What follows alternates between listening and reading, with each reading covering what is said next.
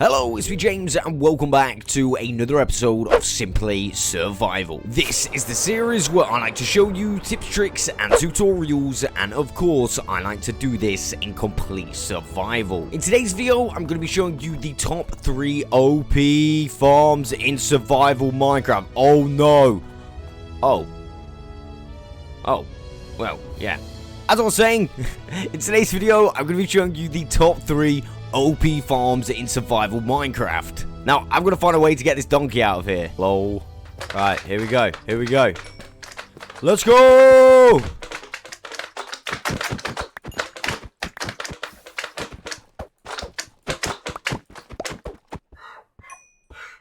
Ah! Come on.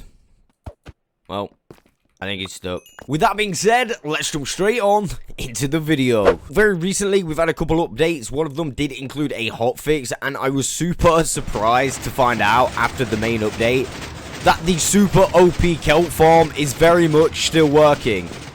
Damn. Now, I'm going to turn this off because I already have 2 double chests full of kelp, and as you can see, it's already overflowing. And yeah, we don't want any lags. Some of you guys might be thinking, but why exactly do you need so much kelp? And why exactly is this so OP? Well, for starters, it's so OP because I'm going to have to turn it on for a second again. But you can see that this farm requires 0 fuel at all. So in essence, we're duplicating kelp. As I said, we're duplicating kelp, and there are a few uses we can actually use for kelp. Probably the least good use for kelp is decoration, and I think the only thing that it really looks like, if you place one here, kind of looks like a Christmas present. And it's not Christmas, so I mean, yeah, that's not great. One thing that is great though is we can use the dried kelp blocks as fuel. This means we can smelt kelp to make dried kelp and turn this dried kelp into blocks so we can use it for fuel. Not to mention, you actually will get a little bit of XP for doing this as well. So if you like bulk up this system, you might be able to get a decent amount of XP from kelp. But basically, yeah, you just pull this out, and I don't know if you heard that, but yeah, you get a little bit of XP. You don't get it every single time they nerf the system. But if you did bulk it up, you might actually, like I said, get a decent amount of XPs. Another pretty obvious one, and this one is actually linked to an achievement, is, yeah, you can eat kelp. There's an achievement where you just have to eat kelp for 3 days, which is, I don't know, it's kind of a weird achievement. But still, pretty nice how we can eat kelp. It is a nice, easy food source. One of my personal favorite uses for kelp is quite literally just turning it into bone meals. As you can see here, I've got this little composter hooked up to a couple chests, and it will go straight down and give me some free bone meals. Like I said, this is probably one of my favorite uses. However, there is one more, way more OP use for kelp, or at least kelp blocks. Let me show you. And that is, of course, if you have a discounted villager setup, you can sell these blocks 1 for 1. So for every block you get 1 emerald. Now that is a pretty good deal. Enough about kelp, let's actually build this farm. The materials that you are going to need are all in this chest. I'm not going to read it out because it's going to take too long, and I want to save time in the video. This chest here is also included in the build, and step number 1 is as followed. You want to put this farm inside a chunk. As you can see, I'm using Mad Hatter's chunk pack just to show you that this farm will be built inside a chunk. The reason why we're doing this is because we don't want any problems with the redstone going over the edge of a chunk. Once you're inside a chunk, you want to dig out this kind of shape, which is a L shape but with a block here. So 1 here and 3 just here. Step number 2, simply grab your redstone torch, place it in this hole like so,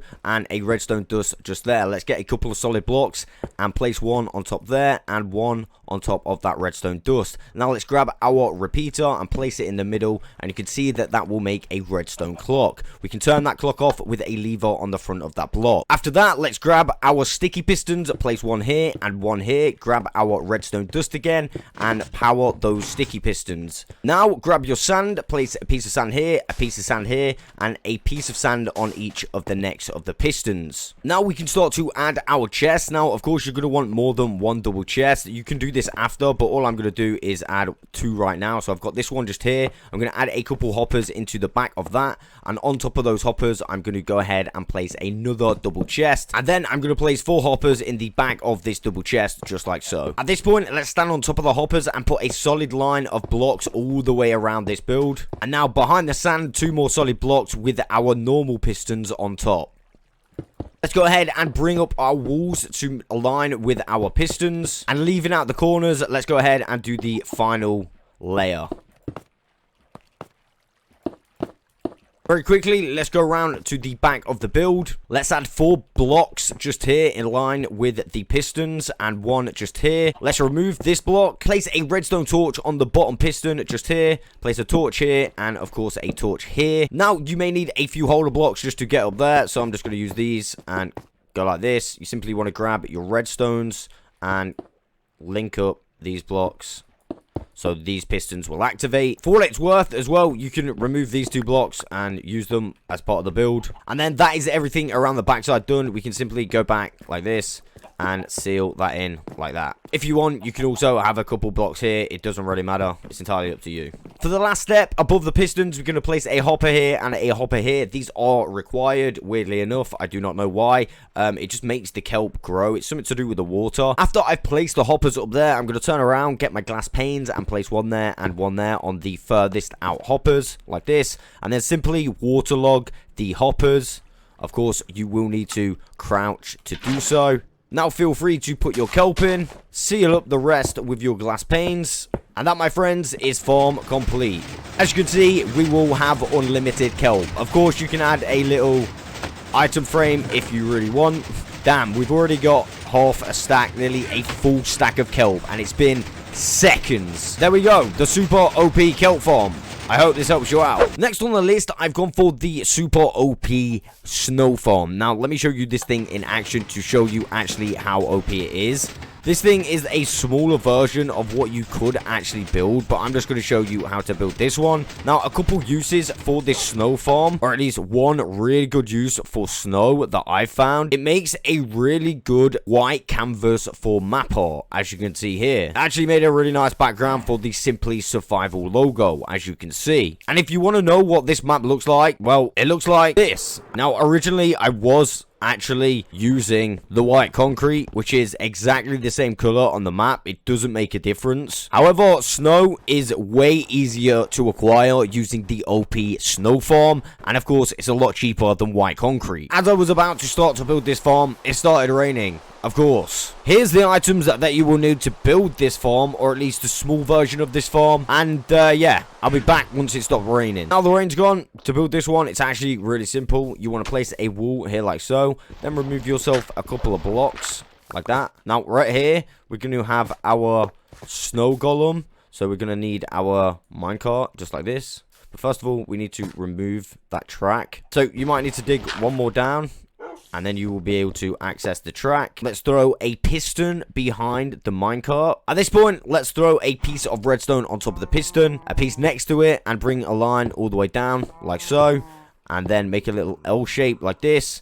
Comparator next to the wall, and then a lever just here where I'm standing. And then when we flick the switch, you can see that that does that. But when we flick this, you can see that it will make a redstone clock. Now, the final thing to do, we can turn that off for now, is, of course, add our snow golem. Just place it down next to it, and, of course, push him in. And there we go. That is how you build this snow farm. As I said, this is the small version. Let me give you a little peek of the bigger version. When I say bigger version, this version here is basically an expanded version of that one. It's exactly the same farm. As you can see, the only difference is we got a little bit of a collection system, more pistons, and more snow golems. So when I flick the switch, you can see that we get an incredible amount of snow. As I said, this farm is so OP. So yeah, get building. And for the final OP farm of this list, we have got the OP Gold XP farm.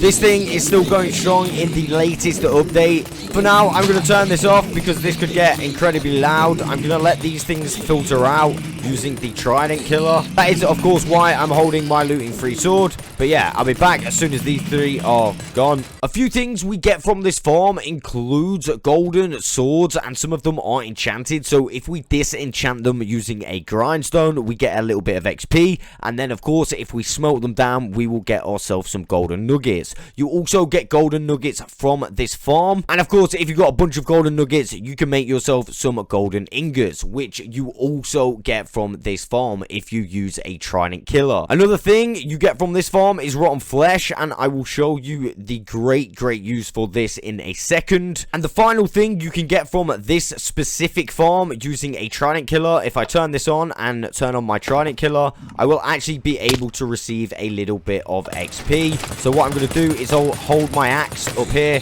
and you will see that I will be able to fix my axe using this farm. This farm, you can actually receive XP through this block. So if you just stand here, you can actually still get XP, as you can see. And now we've got a fully fixed axe. So I'm going to go ahead and turn that system off. I'm also going to turn this off.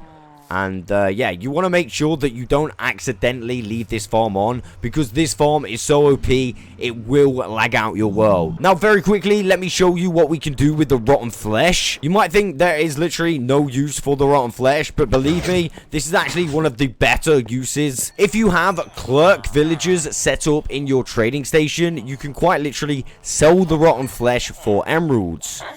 As I said, this is a pretty good way of getting rid of stuff that we really don't need. Rotten flesh is not that good. However, we can quite literally get emeralds for it. So not only does this farm provide gold, but it also provides emeralds as well. And to top it off, you get XP as well. This farm is truly one of the most OP farms in Minecraft. Now, if you want to build this specific farm, I'm going to put a full link in the description below. There we have it. They're on my top 3 OP farms in survival Minecraft. If you need any help regarding your survival farms or anything to do with Minecraft, feel free to jump on over to the Jam Fam Discord server. I'm going to put a link to that in the description below. That is literally all I've got time for today. I will catch you on the next one.